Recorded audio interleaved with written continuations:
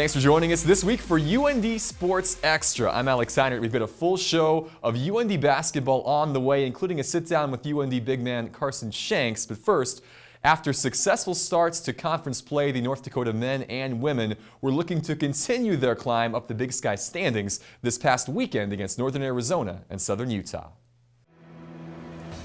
Let's start in Grand Forks last Thursday night. UND hosting a struggling Northern Arizona side that was just 3-11 entering the weekends, but the Lumberjacks would be a tougher out than their record would indicate. Connor Avance would score 10 of his 17 points in the first half to lift North Dakota to a 7-point lead at the break, but NAU would make up that gap in the second thanks to 5 threes and 19 points from Marcus DeBerry.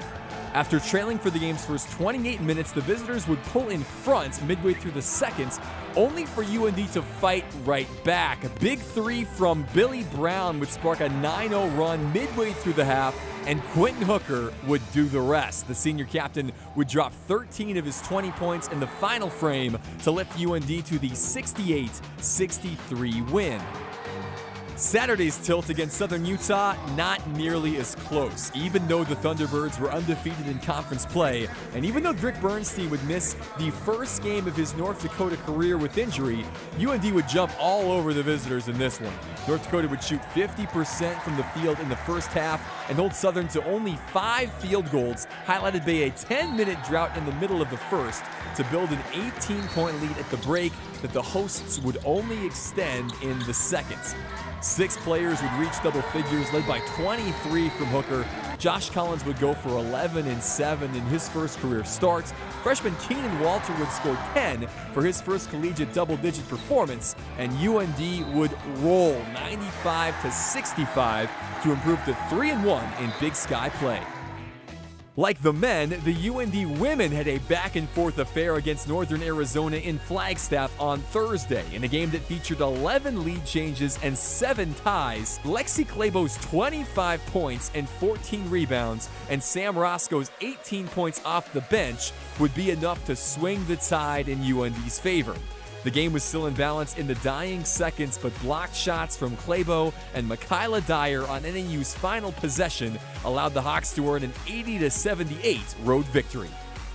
The excitement would continue Saturday at Centrum Arena against Southern Utah, though things did not look promising for UND early. After shooting just 30% from the floor in the first half, North Dakota trailed by 7 at the break and by as many as 16 late in the third. But North Dakota's defense would step up in the fourth, holding the Thunderbirds to just 2 field goals in the quarter. Meanwhile, Michaela Dyer would catch fire, pouring in 17 of her 20 points in the final 10 minutes to pull UND close. They would take the lead for the first time since it was 2-0 on a Sam Roscoe layup with 2:32 left, and they would never trail again.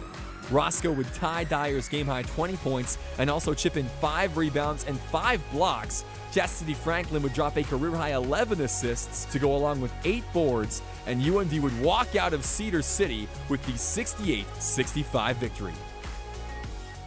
So North Dakota's women improved to 4-0 in Big Sky play with a couple of exciting road victories. We'll get the thoughts of the head coach Travis Brewster after the break. UND Sports Extra on Midco Sports Network is presented by Farmers Union Insurance and the University of North Dakota. Well, it was a UND women's basketball weekend that was heavy on late drama, and here to talk about it, the head coach Travis Brewster. And Brew, you had a great tweet I saw after that Southern Utah game on Saturday in which you compared the weekends to something from Sanford and Son. You had a little Fred Sanford moment with the ticker being close to going. How are you feeling now with a couple days after the fact to recover? You know, it's blood pressure's down a little bit now, and but it's just one of those things of the team. You know, they called themselves the Cardiac Kids, and that's about what I had there a couple of times. And, but they play hard. You know, and our record reflects the resiliency of our team, and the other part about it is it minimizes our weaknesses as individuals. And so as long as we keep playing as a team, I'm okay with that, and we've been doing very well with that lately. Yeah, certainly very well, to the tune of a 4-0 conference record, and you built on that this past week, Thursday on the road in Flagstaff. And this was a game, you said after the fact, was a game of runs, and especially in the second half, a couple of big momentum swings one way to the other as you battled with the Lumberjacks down in Flagstaff, Arizona. Tough place to play, man, in the Sky Up Dome, but it was one of those things. We came out going pretty well, and they hit a run on us, and I thought we answered the bell a little bit there, and then it came down to a mad scramble at the end, and we got a key block shot, and came up with the ball, so that was good. Yeah, you mentioned the end of the game, as you said, really a back and forth game throughout. You had the lead in the ends. A couple of big defensive plays from Lexi Clabo and Michaela Dyer, a couple of block shots to preserve that 80-78 victory. Yeah, well, we've been in that situation before, and so we talked about it obviously and said, hey, we can't give up any threes, and we lost a ball game because we've done that, and made an adjustment going more of a man-to-man type of thing in that situation where we've done zone in the past, and I just thought they made two great effort plays. And it's just one of those things of you got to figure out how to get it done on the road. This is an easy conference to win in by any stretch of the imagination. In that contest, a big night again for Lexi Clabo, 25 points, 14 rebounds. Sam Roscoe at 18 points off the bench. That frontline combination has really been clicking in conference play this season. Yeah, those two they're working really, really well together. They offset very nicely, and Fallon's been the steady Eddie kind of in the middle of that whole group. So, we can kind of keep it rolling a little bit. That'd be great. I'm proud of how they're just starting to pick some concepts up. And with Samantha, I think the big thing with her is that she brings a spark to us off the bench, and she's doing a tremendous job with that. Yeah, so you get the win there. You push your record to 3-0 in conference. You go ahead and take on a Southern Utah team in Cedar City. You'd never won in that building, and in the beginning of that contest, it looked like maybe that streak was going to continue. Kind of a tough start for the squad. Yeah, again, we had a long travel day to get there. And the elevation played into it a little bit, but it was just one of those games that just didn't start out well for us, and it was goofy, man. It really was, but I was excited for a team to. We talked about what we needed to do at the beginning of the fourth quarter and how we could go about it, and I really thought our two seniors kind of led the way for us down the stretch, and they did a heck of a job. I believe, if I remember correctly, we got 5 points in basically 25 seconds. So that was nice to get that jump start, and then we just kind of continued to roll with it. Yeah, in that first half, it was tough shooting for everybody except Sam Roscoe. She had 14 points just to kind of help you get through. You only trailed by 7 at the break. Felt like defensively, that really kept you in the contest. We could have gotten away from you, stayed tight throughout, and you were able to make that big run late in the fourth quarter. Yeah, and credit Southern Utah, because we did go down, go into halftime down, and I really thought our defense was coming along, but they found some holes in it, and they did a nice job of attacking, and then we adjusted at halftime there, I thought. And third quarter, it was just one of those things of just some silly fouls that we did, got caught out of position, but fourth quarter turned it around. Yeah, the lead was built up to 16 at one point going into the fourth. I think it was a 14-point deficit with 10 minutes to go. Incredible comeback in that fourth quarter. What were some of the keys to get back into that contest and make that push? We went and got some coffee from the concession stand from Michaela to get of course, going, yeah. But really it was the defensive effort. I thought Chastity Franklin did a good job of really getting it going with the key steal. Then Michaela turned around and got it going, and then they really just kind of kept their foot on the pedal. All the players on the floor at all times. The bench was enthused with it, and we just kept pushing and pushing and pushing. You just got to figure out a way to make plays. And I thought we did a nice job offensively, but it was more key on the defensive side. We really kind of just said, hey, this is it. No more scoring, and just really kind of shut them down from the inside and to the outside. Yeah, you were 2 nights removed from a big, close victory. How much does belief and confidence carry over from that game to that game on Saturday in giving you this win? Well, with the team, it's huge, and I really like their confidence in each other. That's the key, is believing in each other and trusting your teammates out there on the floor. And those situations, the more times that you're in it, hopefully you start learning how to handle it better, And the key is, you want to avoid those situations if you can. But it's part of the game, and they just did a tremendous job of saying, hey, we've done this before. Let's just stay focused and let's stay composed about what we're doing, and it worked out. Yeah, big 17 points in that fourth from Mikayla Dyer, a big reason for that. You complete the comeback and get the 68-65 win.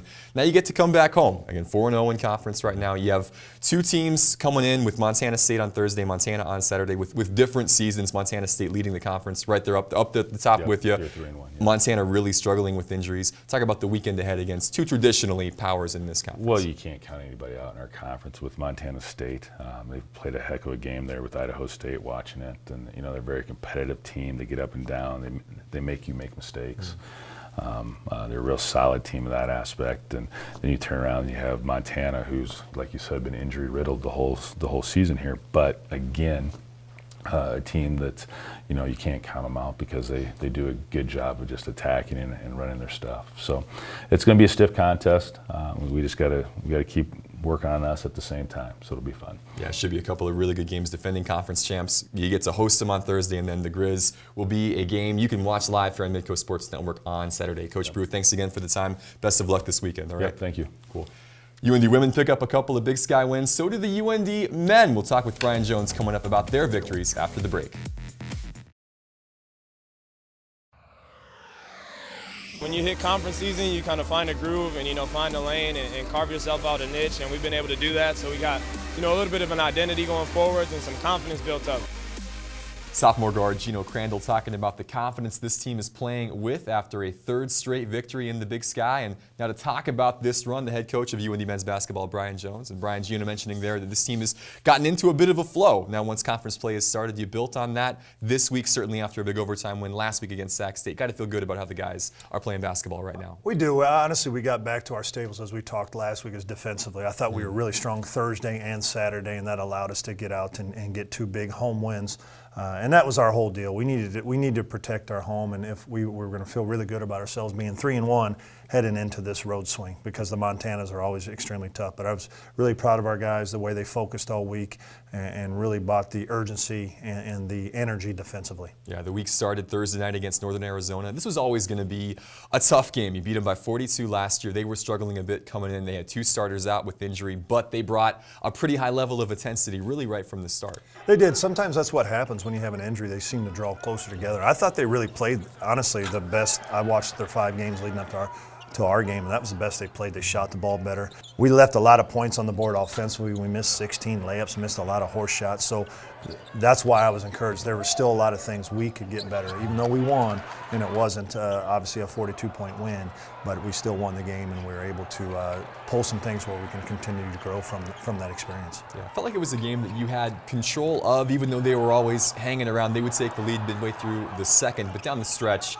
Quentin Hooker and company really took the game over. When he decides he wants to make shots, it just feels like nobody can slow him down. No, it is. To me, that shows the trust I think the teammates have in him, but also his unselfishness. He knows his spots when it's time for him to take over, and he did that many times for us last year. I just think it shows his unselfishness to allow other guys to get going early in the ball game instead of going from the start and to where we're probably a little easier to guard. If we get everybody else involved, as we saw on Saturday, we had 5 guys, 6 guys in double figures. That's the kind of team I'd love to see us continue to grow into. Yeah, there were a couple of moments down the stretch in that Northern Arizona game. Q took maybe a shot a little early in the shot clock. Does he always have the green light in situations like that, or would you rather see maybe just to slow it down and run some clock when you Well, there's some points and times, yes and no, because I feel some of those shots he made, he probably wouldn't get that clean of a look later in the clock just because guys are really dialed into him. So, I mean, he's made big shots for us time and time again, so it's hard for me to say, hey, you can't shoot that. Yeah, Q with over 20 again in that contest. You get the 68-63 win, then you turn your sights to Southern Utah on Saturday. And this was a game, it just felt like the intensity on your side had ratcheted up a little bit, even from what we saw on Thursday night. A really good performance right from the start against the Thunderbirds. Well, we talked about taking the fight to them. The one thing that Southern Utah, one, they were 2-0 coming into our building, but 2, they're always a scrappy team. And unlike Sac State, we came out in that first 4-minute game after half and were dynamite. And that's where I think we really probably got the separation we needed. Yeah, it felt like maybe your most complete performance in Big Sky play, especially, again, defensively. You held a pretty good offensive team to just 26% shooting on the night, including a 10-minute stretch in that first half where they didn't make a field goal. Talk about some of the keys to shutting a good offensive team like that down. What were some of the things you guys were doing? Well, we talked about, one, it's not just going to be one guy. They have two really talented guards. It's just not the two guys guarding those guys. It's a complete team effort. Guys need to be in the right spots on the floor, but really just being active with their feet, active with their hands, active with their voices, just to help one another and continue to take away the driving opportunities and the second shots. I thought we really did a nice job of corralling to the ball, but it led to a lot of easy baskets for us. I think that's always been the key for us. If we defend and we can rebound, then it's going to allow us to get out in the open floor and play fast, and that's what we saw. We got a ton of easy baskets within the first 5 seconds of the shot clock on our offensive end because of our defense. Yeah, you mentioned a little earlier the balance in your team in this contest against 6 players in double figures, and this is all without Drick Bernstein out with injury. It really showed, again, the depth of this crew and the cohesiveness, rallying together after Drick went out. I mean, we had the same thing, obviously, what Northern Arizona was going with us on Saturday, and Josh Collins was dynamite, obviously. Defensively, the energy he brought, but Keenan Walter coming off the bench. And we had a lot of unconventional lineups. We even had lineups where Josh Collins was playing the center. So our guys just showing their trust in one another, trust in the system, and they didn't allow it to affect them. They were able just to keep the game simple, continue to defend, and get out in the open floor and play fast and be unselfish. And 23 assists on 13 turnovers, we're going to take that any night. And I think that's what this group truly does, is really share the ball and make the extra pass. Yeah, big 30-point win for you to move to 3-1 in conference. I should ask, Drick had started the previous 46 games before missing that Southern Utah contest. What can you tell us about his status moving forward? Well, he's day-to-day. It's just an injury that kind of was lingering all week. We wanted to rest him because we see the big picture. Obviously, Drick is such a big part of who we are and what we do. But again, having the confidence in our team and guys being able to step up and perform for him. We're going to need Drick as February and March unfold, so we want to make sure he gets healthy. Big road trip now coming up, Montana and Montana State on the way this Thursday and Saturday. Talk about what you expect now from the Grizz and the Cats this weekend. Tough place to play. Both teams are dynamite in their own gyms. Montana's really good defensively. Both teams have had incredible non-league schedules. We're going to have to play well. It's always been a trip where we play solid, but we got to go out there with the mindset. We're 3-1. We got to try to find a way to get some separation early in this league. If we don't go with the mindset that we had this weekend, it's going to be tough on us. Yeah, really good early season litmus test for you and the guys, Coach. Best of luck. Good, safe travels out there. We'll talk to you about it next week. Our Marty Mueller had a chance to sit down with Brian Jones's big man, Carson Shanks. We'll have that interview coming up after the break. Welcome back. Well, at 7 feet tall, junior center Carson Shanks is tough to miss walking around campus here in Grand Forks, but not just because of his height. The junior center from Prior Lake, Minnesota has a personality as big as his wingspan, as our Marty Mueller recently discovered. Well, today we're joined by Carson Shanks. Carson, thanks so much for taking the time with us today. Thanks for having me. Just going to get to know you a little bit better. So tell me about where you grew up. What was your hometown like? Well, I'm from Apple Valley, Minnesota, about 25 minutes south of the Twin Cities. Average kind of suburb from Minnesota. Went to high school in Prior Lake. Spent 3 good years there and really enjoyed it. What was basketball like for you growing up as a kid? I was always very tall. No. No. Just a little bit. Always the tall kid. Always loved it though. My whole family played it. Always very. It took me a minute to get my feet underneath me. I'm still working on it, but yeah, I always loved basketball. What was your favorite basketball moment growing up? If you had to pick one. You know what? It's not even of myself. So I'm a diehard Timberwolves fan. Okay. And in 2004, my dad surprised me and took me to the first elimination game that the Timberwolves ever had against the Denver Nuggets. And Kevin Garnett led the Wolves. We beat the Nuggets and went to the second round of the playoffs. And nothing was ever better for me. And you've been hooked ever since? Ever since, man. Talk about like your pre-game rituals. Do you have any superstitions or things that you have to do before you can come out on the floor? I try to eat the same thing. I eat a meatball marinara sub from Subway. I'm sick of them, but I've been playing all right this season, so I'll keep going with it. Always put the left shoe on before the right shoe. Okay. Listen, it sounds dumb, but in December, when I'm sitting on the bench watching our other guys warm up, I got to listen to Christmas music, and it's usually Josh Groban. And just shout out to Josh Groban, I love him. So That's awesome. Yeah, you hear everybody say they listen to music, but Christmas music that's the first one for me. So if you're picking out a movie like you're watching anytime, what kind of movie are you watching? Oh man, well, my favorite movie ever is Hoosiers. Basketball movie. Love that movie to death. Issue is I've probably seen it a few too many times. But I'd say probably a funny movie. I love comedy, so. Sure. Outside of basketball, what are you doing? Outside the gym, where are you at? What are you up to? I'm napping, or I'm playing video games, or just hanging out with some friends. It's pretty laid back. Pretty relaxed lifestyle. Do you have a favorite athlete? Somebody you look up to, maybe? It's tough to choose one specifically. Like I said, big Kevin Garnett fan, being from Minnesota. Sure. Dirk Nowitzki's an idol of mine. And then it sounds cliche, but my dad was the one that really got me going on basketball. So, and he played at Northern State in Aberdeen, South Dakota. So. Sure. Well, I'm sure he was a big influence on your life and your Definitely. career here. Definitely. So I think that's all the time we have for you today. But thank you so much for being with us. Awesome. Appreciate it. Carson Shanks is averaging 7 points per game, a career best. He's also leading the team in blocks and meatball subs. Stick around, we're going to wrap things up here on UND Sports Extra after the break to set the tone for the week ahead in UND athletics. UND Sports Extra on Midco Sports Network is presented by Farmers Union Insurance and the University of North Dakota.